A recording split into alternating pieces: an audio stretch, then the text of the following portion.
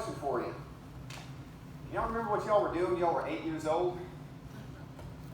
I got some chuckles out there. I guess that's a no. 8 years, that's a long, I mean, even for me, I'm only 35, but I'm trying to think. When I was 8 years old, I think I had my eye set on the 8 and under goat tying buckle.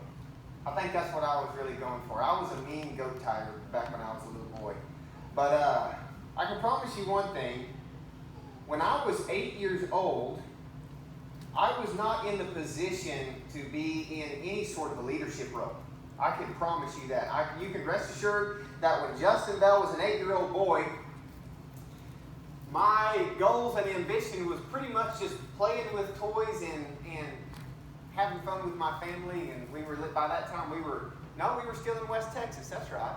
So I was still back in West Texas, and I was catching grasshoppers out in the cotton fields and running around out in the plains of West Texas.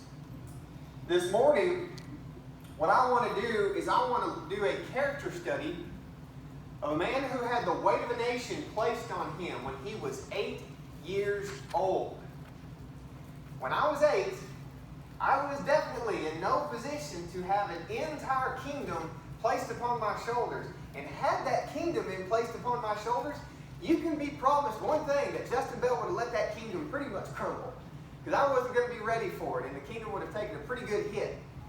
Josiah was a man who at the age of 8 years old was given the keys to the kingdom of Israel. Given the keys to the kingdom. Now what we're going to do, we're going to study, as we study Josiah, what we're going to do is we're going to look at his story first. We're going to run through his story, and there's really not just a whole lot in the Bible that speaks about Josiah, but we're going to make some observations on who he was, his character, look at his story, and then afterwards we're going to make some application. So let's dive right into it. His background, his grandfather was Manasseh. If you have your Bibles with you, go ahead and open up to the book of 2 Kings. 2 Kings chapter 21. And that's where we're going to stay for the majority of the lesson. Here in a minute, we'll flip over to 2 Chronicles in just a second, but we'll begin in 2 Kings. 2 Kings chapter 21. Look with me in verses 1 and 2. It says, Manasseh was 12 years old when he became king, and he reigned 55 years in Jerusalem. 55 years, that's a long time. And his mother's name was Hephzibah, and he did evil in the sight of the Lord according to the abomination of the nations, whom the Lord dispossessed before the sons of Israel. Okay, Manasseh, which is Josiah's grandfather, he was an evil man. He was a wicked man. And in fact, I don't have time to go through it this morning, but I encourage everybody to go home and read chapter 21 of 2 Kings just to understand how wicked Josiah's grandfather was. Let me turn this fan off. This thing's messing with the pages of my Bible. It seemed like a good idea when I turned it on this morning. Everybody go home and read 2 Kings chapter 21. That'll give you a little bit of a better picture of how wicked this man's grandfather was. Sadly, his father is not that much better. Now skip down to verse 19. 2 Kings chapter 21 verse 19 says, Amon was 22 years old when he became king, and he reigned 2 years in Jerusalem. And his mother was Meshullemeth, the daughter of Perez of Jokthah, and he did evil in the sight of the Lord as Manasseh his father had done. So here we have a boy named Josiah, whose grandfather was a wicked man. I cannot overemphasize that enough. Go read the chapter. And his father was much the same. His father was wicked, so wicked, in fact, that his own servants plotted against him and killed him. And when that happened, he had an 8-year-old boy named Josiah who would become king. Now look at chapter 22 and verse 1.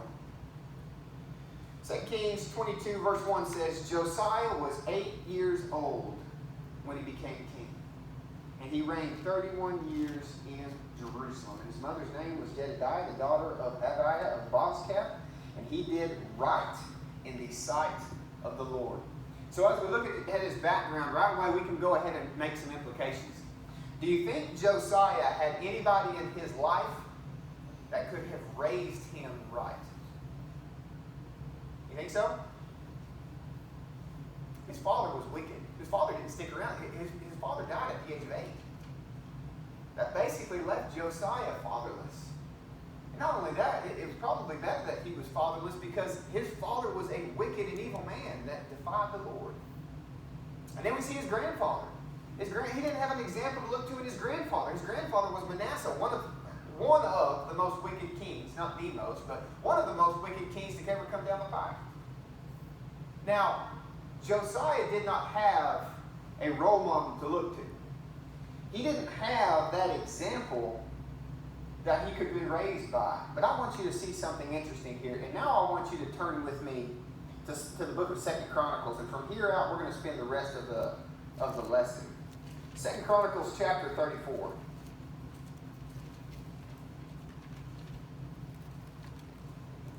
In 2 Chronicles 34, and we're going to do a fair bit of reading, what you're going to see is Josiah begins to seek the Lord. 2 Chronicles 34, let's begin reading in verse 3. It says, "For in the 8th year of his reign, while he was still a youth." Okay? Let's pause for just a second. How old was he when he became king? 8.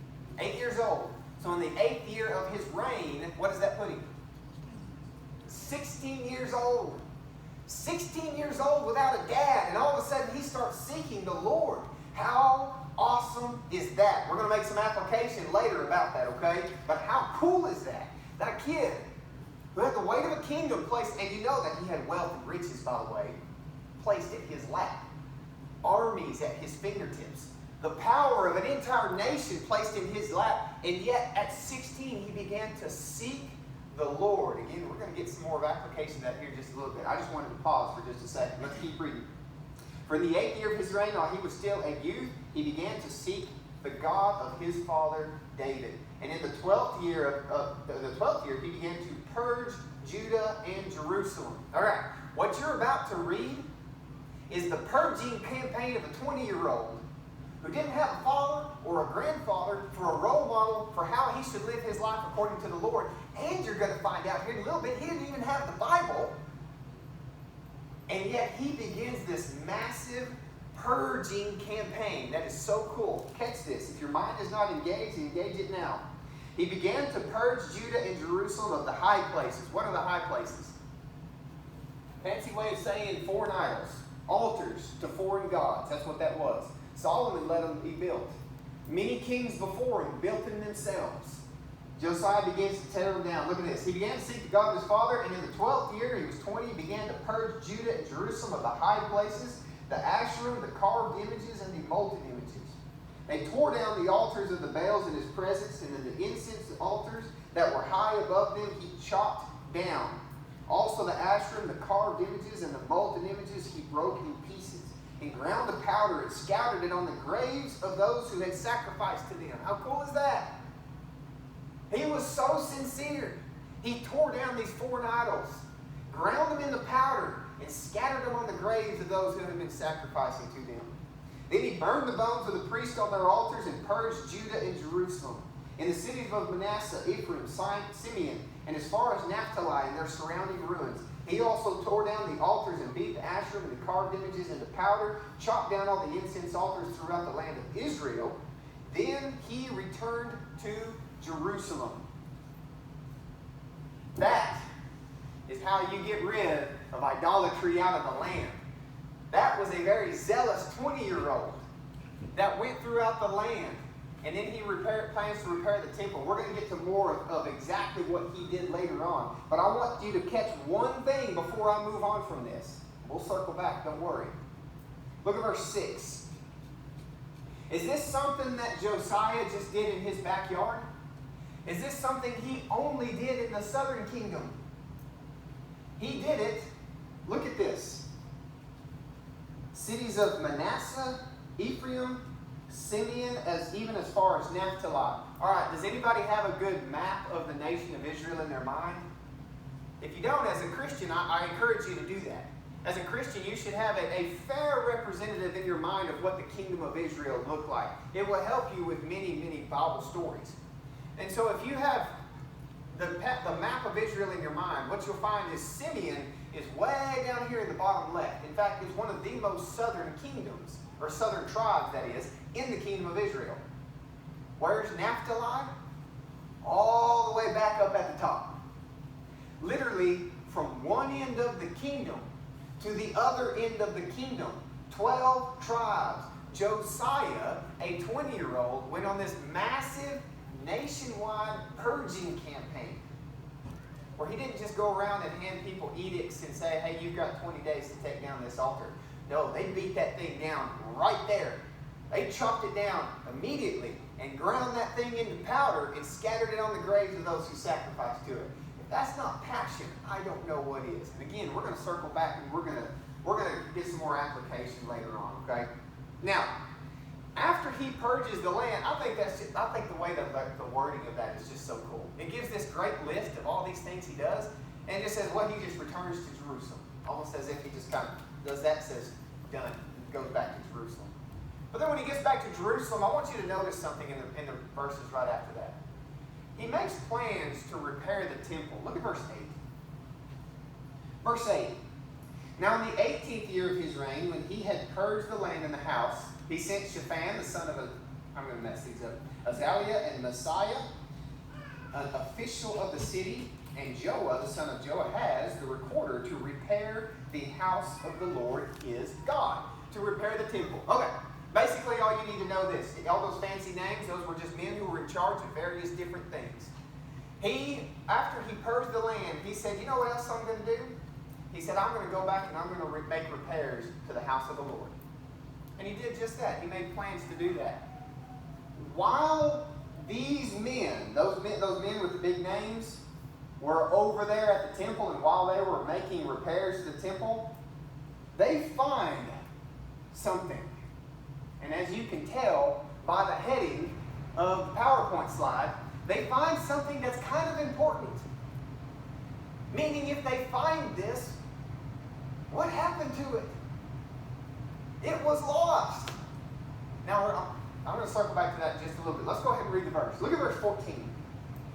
Verse 14. When they were making repairs to the temple, they had gone through there. It says that when they were bringing out the money which had been brought into the house of the Lord, okay? So they had taken money and put it in the house of the Lord, which would be called the temple treasury, okay? Back then they didn't have banks.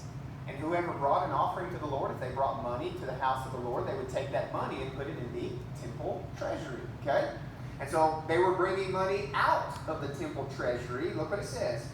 Hilkiah the priest found the book of the law of the Lord given by Moses. Okay?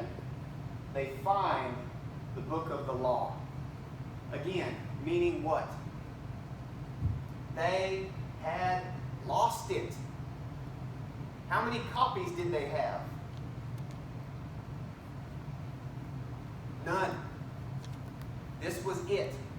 This was the only, and put yourself back in Josiah's position.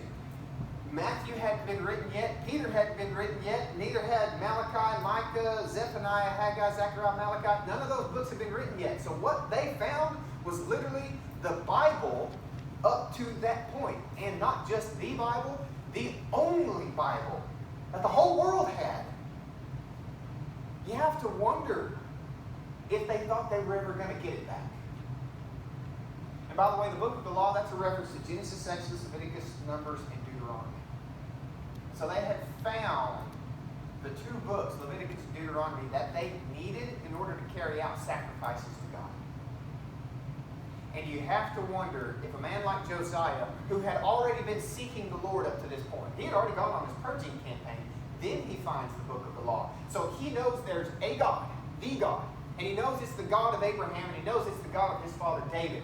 But he doesn't have a single written word as to how he should worship him or how they should conduct themselves. And you have to wonder if Josiah ever thought that God was going to give them another revelation ever again. If God was ever going to allow them to know in the written form his will. And so when he finds it, when they find the book of the law, first of all, the priest sends it back to the king. And I think this is interesting. It's sad more than it is anything else. But the way that this servant words this, check this out. So in verse 15, Hilkiah the priest, he sends Shaphan back with the book of the law to the king. Verse 16, then Shaphan brought the book to the king. And by the way, Shaphan, he's just a servant. That's all he is. Hilkiah is the priest. So Hilkiah the priest gives the book of the law to the servant and says, hey, take this back to the king. And Shaphan does. He brought the book back to the king, verse 16, and reported further word to the king, saying, everything that was entrusted to your servants they are doing. They have also emptied out the money which was found in the house of the Lord, and have delivered it into the hands of the supervisors and the workmen. What's the first thing that Shaphan tells the king? We're making all these repairs to your temple. We're doing all the repairs. We're doing this. We brought the money out. Don't you think it would be a little bit more important to come running up to the king and say, we found the Bible. We found the book of the law. No, he tells the king all these other things first. And then he says, verse 18, moreover, Shaphan the scribe told the king, saying, Hilkiah the priest gave me a book. He didn't even know what it was. He said, by the way, the priest gave me some book. And here it is. And look what it says. He began reading it to the king.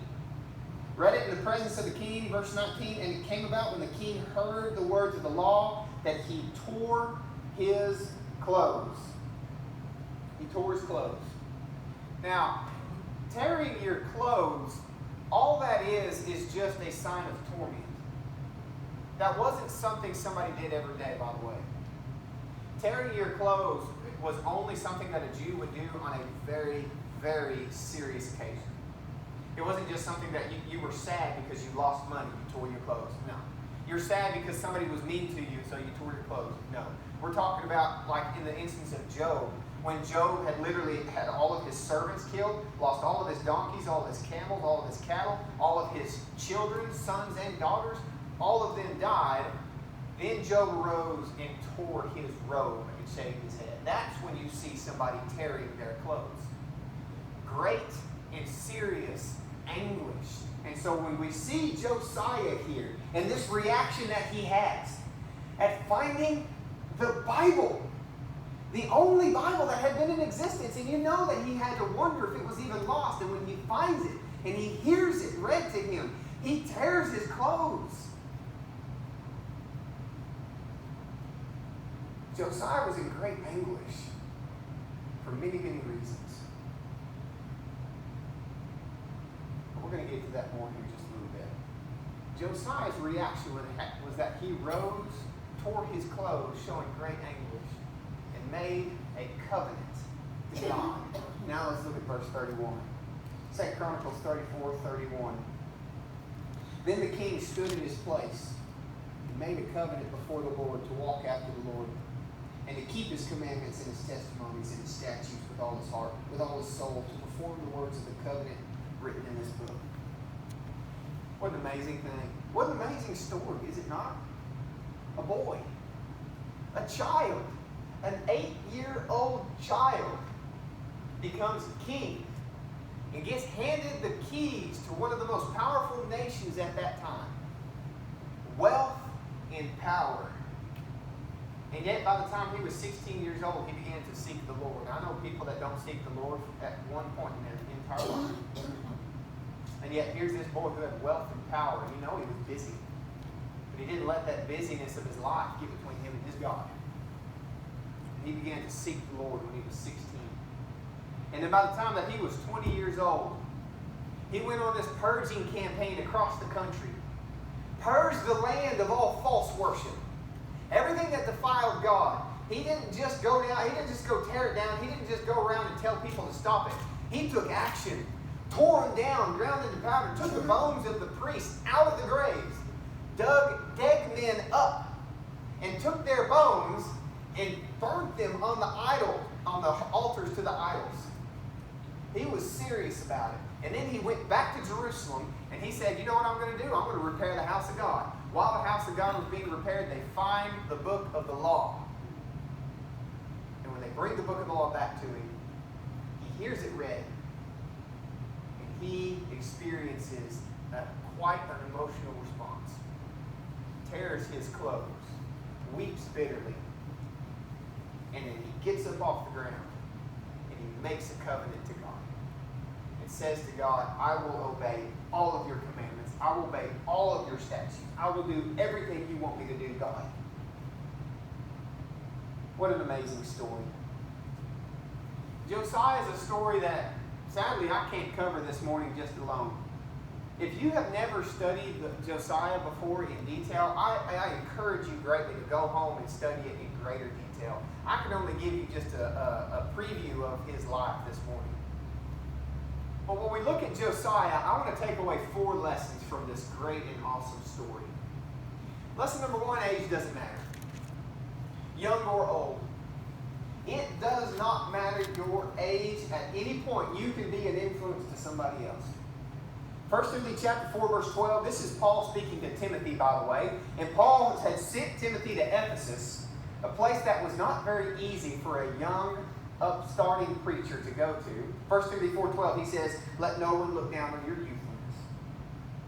Let no one look down on you in the fact that you are not old and wise, but rather in speech, conduct, love, faith, and purity, show yourself an example of those who believe. Doesn't matter your age.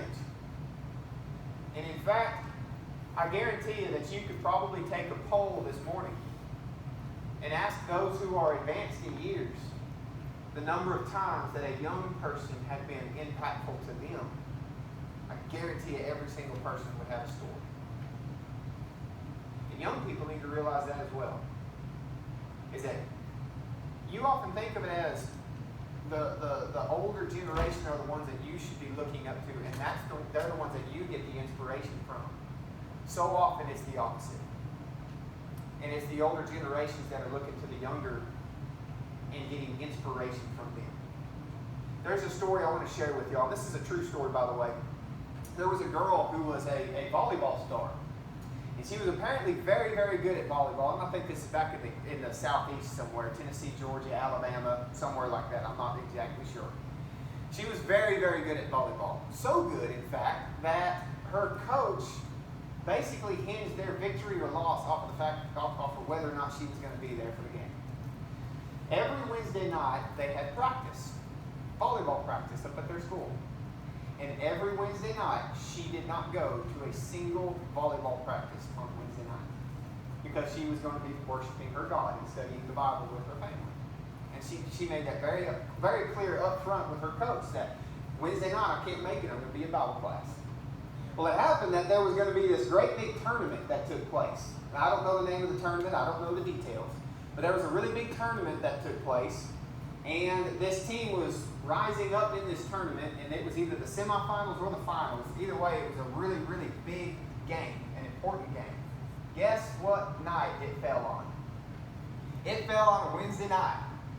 The coach went out of his way to go to their house. He went and knocked on the family's door personally and paid them a visit and said, look, I know that y'all don't come to practice on Wednesday nights. I know that. He said, I just wish, just one time, can she come to this game and miss a Wednesday night Bible class? One time. And the parents said, you know what, we're going to let her make that decision. She's old enough, she's big enough, she's in high school, by the way. He said she's old enough and big enough, she can make that decision on her own. And so she asked for a couple of days to think about it. So for a couple of days went by, and she decided that she was not going to miss Bible class. And she decided that she was going to go to Bible class and miss this big game. Well, guess what happened? They lost. They lost the game. The coach was mad. I mean, he was fighting mad. He was angry with that family for letting this girl make that decision and not just giving one night, one Bible class so that she could come to this game. So he was angry at first, but you know what he got to doing afterwards? He got to ask some questions. What is it about this girl's faith that is so great? What makes it so special? And the more questions he got to ask, and the more he got to talking to her, and he got to talking to her parents, well, they started to have a Bible study with him. After a few months of Bible study, he was baptized, and then his wife was baptized, and then his kids were baptized, and guess what? And the entire family became a faithful member of the church because one high school girl, a 17-year-old girl, said, I'm not missing Bible class. If you don't think youth can be powerful in the church, you're wrong. But it's the same thing with the opposite. Young or old. We studied last week John, and how John at the end of his life had to be carried to church service. I think that is so cool. I want that. I want to be old and crippled someday, and I want people to come get me and carry me to church. That's what I want. Jacob, at the end of his life, Jacob, the father of the 12 tribes of Israel, it says that Jacob in Hebrews chapter 11 worshiped leaning on his staff. I think that is so cool, and I want that someday. Young or old, your age does not matter. It didn't matter to Josiah. Point number 2.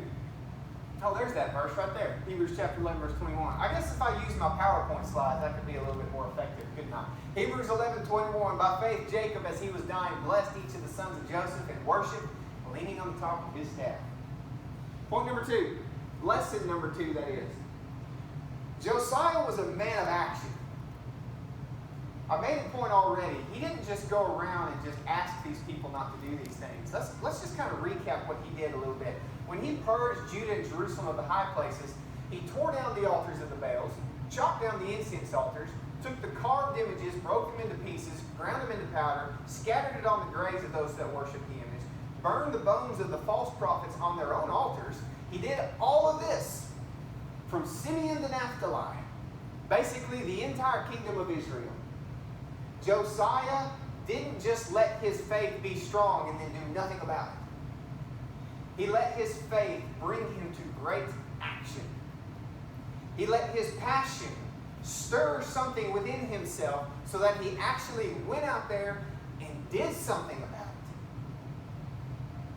it. And all this he accomplished by the time he was 20 years old, by the way. Titus chapter 2, verse 14 says, who gave himself, speaking of Jesus Christ, gave himself for us to redeem us from every lawless deed and to purify for himself a people for his own possession. Why? So that we can be zealous for good deeds. The Greek word zealous means to be envy of or to be jealous of. To have this burning desire within yourself for something. Have you ever been envious or jealous of somebody? And I realize that that's a sin, but something that we've always done, that every single one of us has done. You ever feel that burn, that passion within yourself for something? Maybe somebody did something to you and you just felt so stirred inside of yourself. Now that was for a bad thing. What Jesus says here, what Paul rather says to Timothy, is that Jesus literally died on the cross so that we could have that passion within ourselves for doing things for Him. Whether that be good works, whether that be evangelism, working in the church, teaching Bible classes, cleaning the building. There's lots of things to do, but let your faith bring that to action of some kind. That's exactly what we see Josiah doing. I see Josiah accomplishing by the age of 20 something I may never attain to in my entire life. And I look to Josiah and I think, wow, I want to be like him. I want to work for the kingdom, and I want to accomplish as much as Josiah had. He was a man of action. Point number 3, Josiah was sincere. When the book of the law was found, he didn't just say, oh, good, we found it. All right, put it over there in a really important place. Oh, and yeah, make sure we read that thing every now and then. And, we really need to do those. Okay, so I want y'all to take care of that. Put it over here in this really important place, and let's start doing these things. Is that what he did? That's not at all what he did. 2 Kings 22, which is, by the way, 2 Kings and 2 Chronicles, they're just parallels of each other. Much like Matthew, Mark, Luke, and John. 2 Kings 22:19 renders this account a little bit better, I feel like. God says to Josiah, because your heart was tender, and you humbled yourself before the Lord, and you've torn your clothes and wept before me, I truly have heard you, declares the Lord. Read that backwards. If Josiah had not had a tender heart, if Josiah had not humbled himself, if he had not torn his clothes, and if he had not wept before the Lord, would God have heard him? No.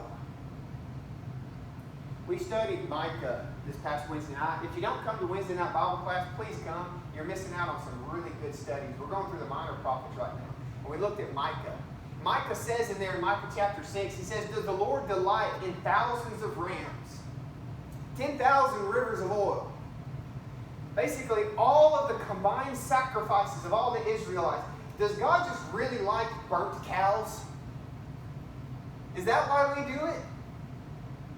Is there something about my voice that God just really likes the sound of my voice when we sing?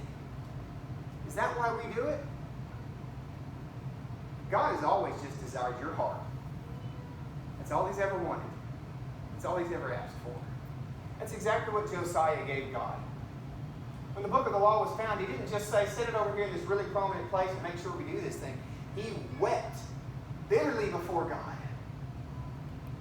How often do we look at the Bible and say, "Yeah, that's the Bible, that's really important," and we close it and we put it up on the spot. Like, it may even be an important place. Do you look at the Bible the same way that Josiah did? When it was found, and you just know that he thought they were never going to get it back. When it was found, he wept over the words of God. I know Christians today who are indifferent to the Word of God. Don't let that be the case. If that's you, don't let another day go by where you don't treat the Word of God with the respect it deserves.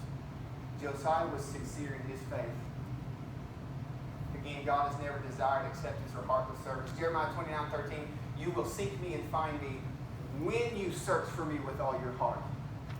Not after, but when. Psalm 51:17, "The sacrifices of God are a broken spirit, not burnt cows, not burnt sheep and goats, not grain offerings, and not just simply coming here to worship and sing to you. But the sacrifices of God are a broken heart, a broken and contrite heart, oh God, you will not despise." If you haven't been stirred emotionally in a while, let that be a goal of your life, especially in the worship service. And last point number 4, Josiah made a covenant with God. He made an oath. That's all a covenant is. We studied covenants not too long ago. Covenant is a contract. That's all that word means. In fact, the Hebrew word for covenant literally means to cut. To cut is like those old Western movies where the Indian cut his hand and the cowboy cut his hand, and then they shook hands and they touched blood and they made this contract, this covenant. That's exactly what that is. The Hebrew word for covenant means to cut. And when you make a covenant with God, you cut it in blood. In the old covenant, that was the blood of bulls and goats, and the new covenant is the blood of Christ. And Josiah said, all of the things that God commands, I will do. His commandments, His statutes, His will. And so we stand before God this morning. Some of us having made a covenant to God. I got a question. Are you fulfilling your oath? That contract you signed. You signed on the dotted line and said, "Yes, God, I'll do everything. Yes, God, I will touch and contact the blood of your Son and enter this contract." I have a question for you. Are you fulfilling that contract? And if you have not entered a covenant relationship with God, having your sins washed and contacting the blood of Christ forgives you of your sins and brings you into a relationship with God. If you are not in a covenant relationship with God, do as Josiah did. He heard and he believed and he stood before his God to make a covenant. The water is ready this morning. If anybody has any need, please come forward now as we stand and as we sing.